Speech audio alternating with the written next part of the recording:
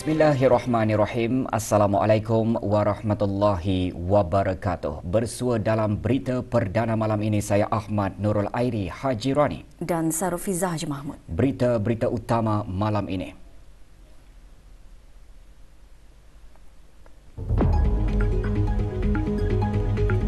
Duli Yang Teramat Mulia Paduka Seri Pengiran Muda Abdul Malik bersabda menyarankan agar tulisan Jawi perlu terus diperkasa.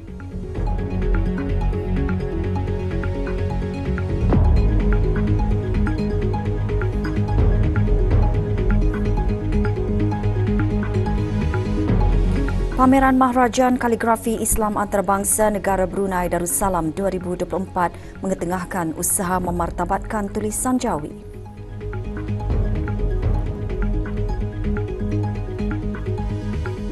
Majlis meraikan Hari Puja Usia ke bawah Duli Yang Maha Mulia Paduka Seri Baginda Raja Isteri ke-78 sebagai sembah kesyukuran ke hadapan Majlis Baginda daripada kumpulan isteri Menteri-Menteri Kabinet, Timbalan-Timbalan Menteri, Setiausaha-Setiausaha Tetap, Timbalan-Timbalan Setiausaha Tetap dan ahli-ahli bersekutu. Keberangkatan Baginda ke majlis tersebut mencerminkan kepribadian luhur Baginda yang menjadikan Baginda begitu dekat di hati rakyat. Sorotan majlis meraikan Hari Puja Usia Baginda mengimbas kembali detik-detik manis sepanjang majlis tersebut berlangsung.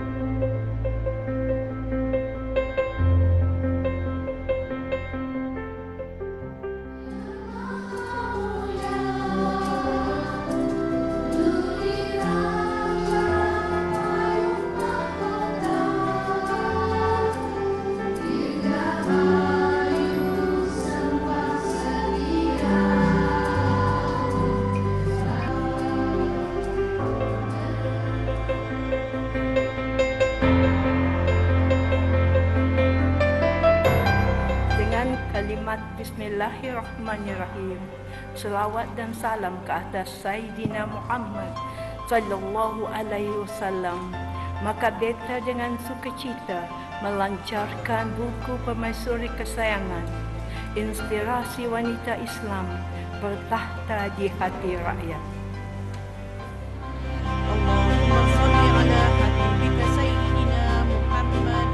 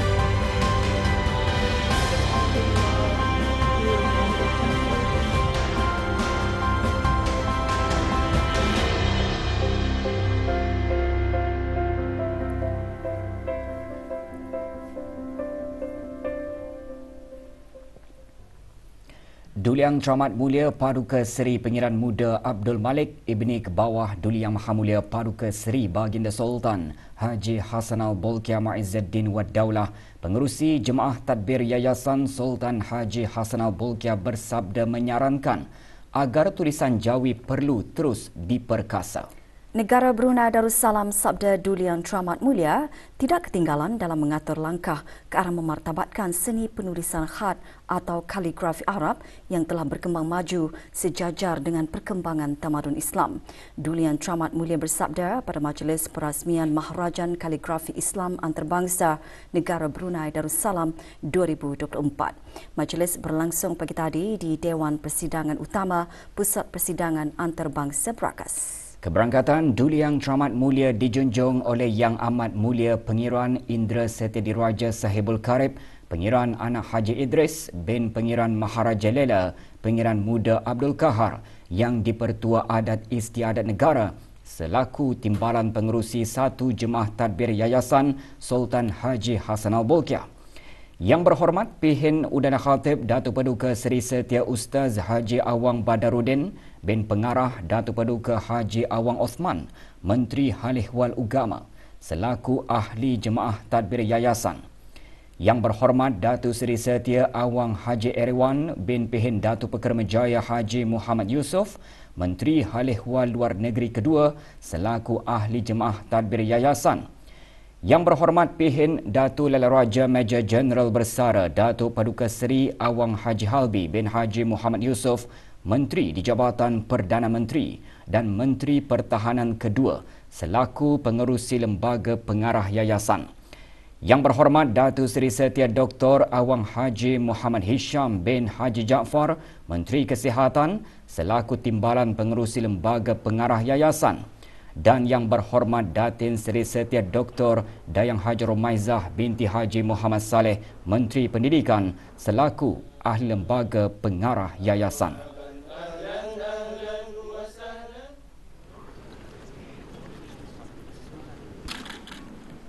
Bacaan surah Al-Fatihah dipimpin oleh Yang berhormat Pihin Orang Kaya Paduka Seri Utama Datuk Paduka Seri Setia Haji Awang Salim bin Haji Besar. Dalam sembah alu-aluan, pengerusi lembaga pengarah yayasan antara lain menyentuh maharajan diadakan sebagai usaha penyebaran Islam melalui pengembangan ilmu seni Islam, khususnya penulisan kaligrafi Islam.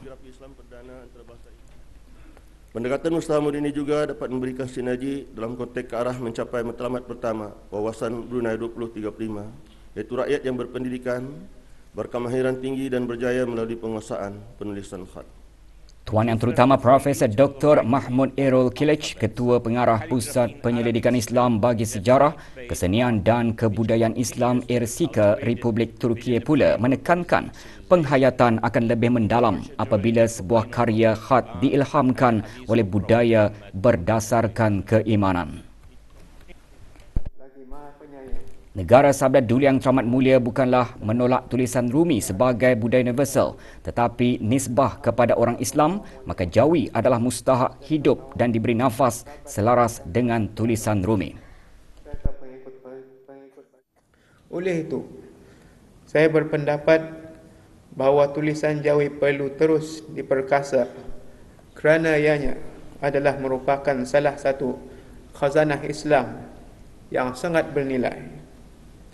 Ke arah ini, Pusat Pengajian Kesenian dan Kaligrafi Islam Yayasan Paduka Ayahanda telah memulakan beberapa projek dan usaha yang memfokus kepada memberi dorongan dan bimbingan khususnya di kalangan anak-anak muda mengenai ilmu penulisan khat. Semoga dengan usaha murni ini dapatlah kita nanti melihat dan melahirkan pakar-pakar dari kalangan mereka yang mampu memartabatkan lagi kegemilangan seni penulisan khat di negara ini. Dengan lafaz Bismillahirrahmanirrahim, Allahumma salli ala Sayyidina Muhammad wa ala alihi wa sahbihi wa sallim. Saya dengan sukacita merasmikan Maharajan Kaligrafi Islam Antarabangsa Negara Brunei Darussalam 2024.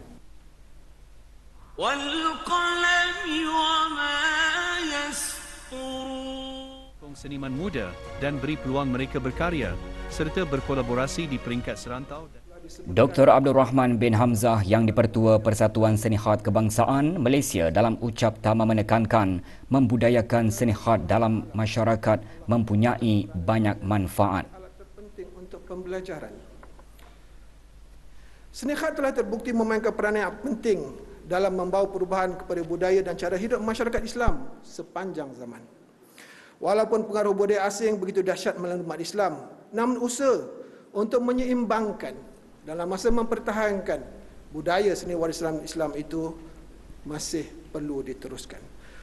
Duli Yang Teramat Mulia berkenan menyempurnakan pengurnian hadiah kepada para pemenang pertandingan senihat peringkat serantau Asia 2024 Anjuran Bersama, Irsika dan Pusat Pengajian Kesenian dan Kaligrafi Islam Yayasan. Johan kategori Toulouse Hafizi Sundu Vegnama Zire Hanlu dari Republik Turki. Pemenang kategori Nasak pula Muhammad Mustafa dari Republik Indonesia. Muhammad Abdul Ghaffar juga dari Republik Indonesia memenangi kategori Khat Diwani. Kategori Khat Diwani jali dimenangi oleh Permadi Mulyani Utama dari Republik Indonesia. Johan setiap kategori menerima wang tunai $1,500 Amerika. Duli Yang Teramat Mulia kemudian berkenan mengurniakan cenderahati kepada Ketua Pengarah Irsika dan Yang di-Pertua Persatuan Senihat Kebangsaan Malaysia serta juri-juri pertandingan. Doa selamat dibacakan oleh Yang Berhormat Pihin Orang Kaya Paduka Seri Utama, Datuk Paduka Seri Setia Haji Awang Salim.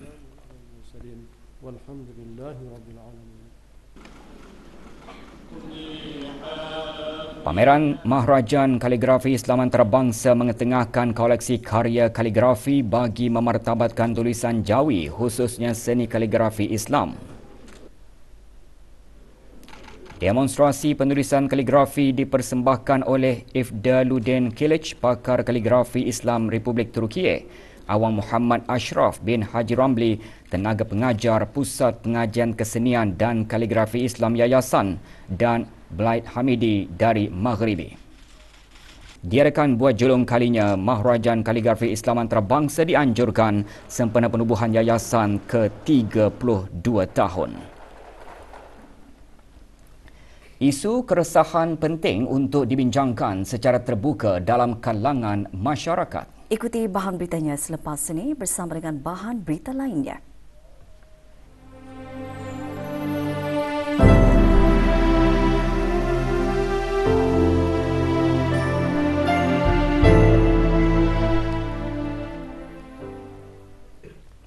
Anugerah Puteri Mahachakri PMCA diberikan kepada para guru yang cemerlang dari negara ASEAN dan Timur Leste yang memberi sumbangan signifikan kepada pendidikan di negara masing-masing. Forum PMCA ke-5 yang berlangsung di Bangkok, Thailand dirasmikan pagi tadi oleh Her Royal Highness Princess Mahachakri Sirimdon yang disiarkan secara maya di Kedutaan Diraja Thailand di negara ini. Hadir Puan Yang Terutama Busara Kanchanalai, Duta Besar Istimewa dan Mutlak Thailand ke negara Brunei Darussalam. Pada majlis ini, Awang Muhammad Amir Irwan bin Haji Mohsen, penerima anugerah PMCA 2023, menyampaikan laporan dan impak usaha dalam pendidikan di negara ini.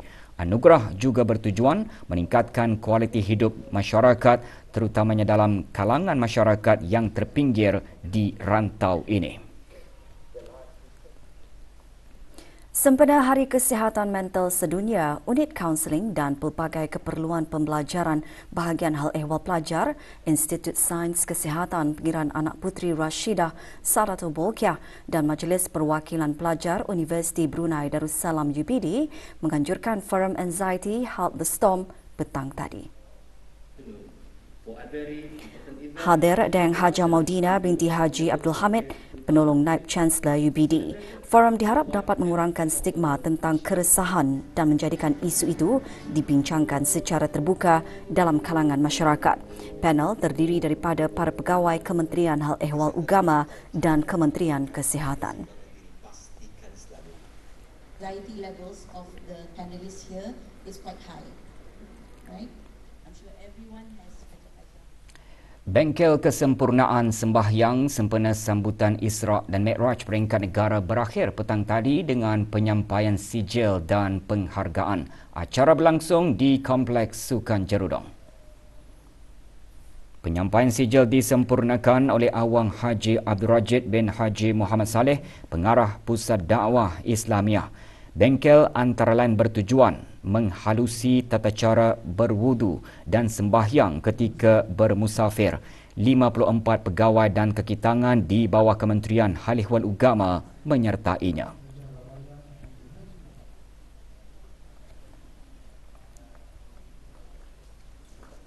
Mahrajan Kaligrafi Islam Antarabangsa diteruskan dengan pembentangan kaligrafi dan iluminasi oleh pembentang luar negara. Acara diadakan petang tadi di Dewan Persidangan Utama Pusat Persidangan Antarabangsa Brakas.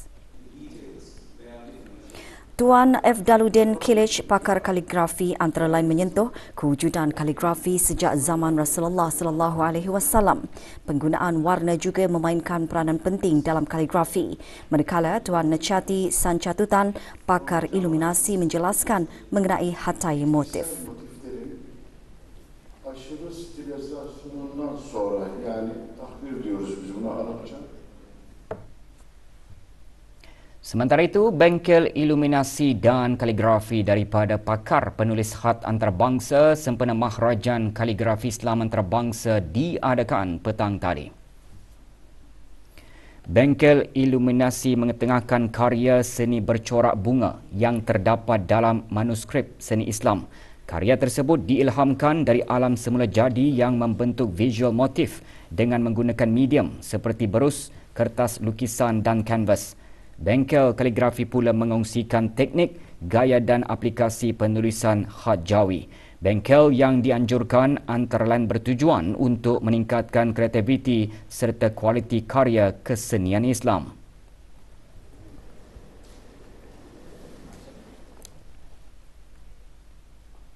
Minat yang mendalam, kesabaran yang tinggi dan konsisten antara ciri penting dalam menghasilkan kaligrafi yang berkualiti.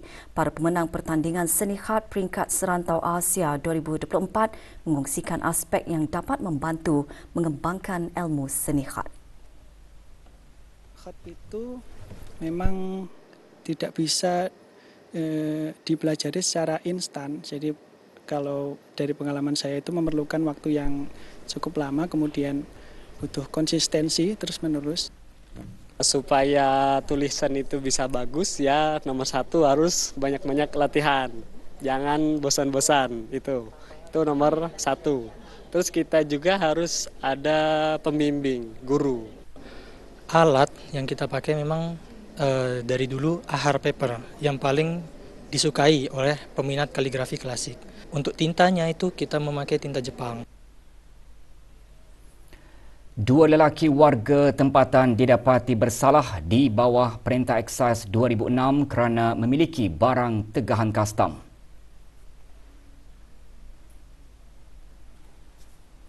Muhammad Khairul Syarul bin Abdullah, 30 tahun, dikenakan dua tuduhan kerana memiliki 335 karton rokok pelbagai jenis dan 720 karton minuman keras pelbagai jenis. Bagi tuduhan pertama, individu tersebut dihukum denda mahkamah sebanyak RM270,000 atau 26 bulan pemenjaraan jika gagal membayar denda tersebut. Bagi tuduhan kedua, dia dihukum denda mahkamah sebanyak RM11,500 atau 10 bulan pemenjaraan jika gagal membayar denda.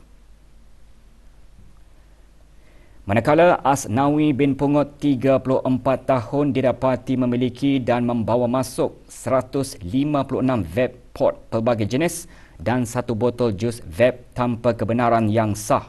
Dia dihukum denda mahkamah sebanyak RM20,000 atau 13 bulan pemenjaraan jika gagal membayar denda. Semua barang yang terlibat dihukum rampas bagi tujuan dimusnahkan. Manakala sebuah kenderaan terlibat dan sebuah unit telefon bimbit terlibat dikembalikan kepada tertuduh. Dua individu dikenakan kompaun kerana membuang puntung rokok di kawasan Pasar Malam Gadong. Haji Iring bin Mundem dan adik akbar masing-masing didenda RM100 dan diberi tempoh 7 hari untuk menjelaskan denda tersebut. Kelayakan kejohanan bola sepak ASEAN AFF bagi merebut Piala Mitsubishi Electric bagi musim 2024-2025. Hasrat skuad bola sepak kebangsaan Brunei Darussalam untuk meneruskan aksi kesayangan peringkat kumpulan tidak kesampaian selepas terikat tanpa jaringan pada aksi pusingan kedua menentang Timur Leste semalam di Stadium Chonburi, Thailand. Dengan kemenangan ini, Timur Leste layak meneruskan aksi saingan peringkat kumpulan A bersama Kemboja, Malaysia, Singapura dan Thailand. Liga Futsal Elit Brunei 2024-2025. Satu perlawanan diadakan semalam di Kompleks Sukan Universiti Brunei Darussalam di Tunku. Dalam perlawanan tersebut, Shah United mengutip mata kemenangan pertama selepas mengalahkan RB Sham FC 7-1.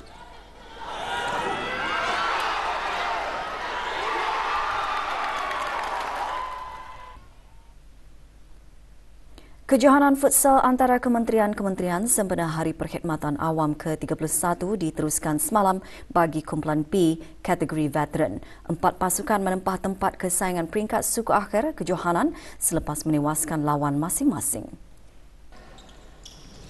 Dalam aksi perlawanan yang diadakan di Dewan Serbaguna, Kompleks Sukan Negara Hasnal Bolkiah Brakas menyaksikan Kementerian Pembangunan mendominasi kumpulan B dengan mengumpul 7 mata. Manakala Kementerian Pendidikan berada di tempat kedua dengan mengumpul 6 mata. Kementerian Pertahanan dan Kementerian Sumber-Sumber Utama dan Pelancongan berkongsi 5 mata dengan masing-masing berada di tempat ketiga dan keempat. Tempat kelima Kementerian Pengangkutan dan Info Komunikasi dengan 3 mata. Perlawanan saingan suku akhir dijadual berlangsung pada 22 Oktober ini. Pasukan bola jaring kebangsaan Brunei Royal Bees berlepas ke Bangalore, India bagi menyertai kejohanan bola jaring Asia ANC ke-13. Disertai oleh 15 buah negara, ANC akan membuka tirainya pada 18 Oktober ini.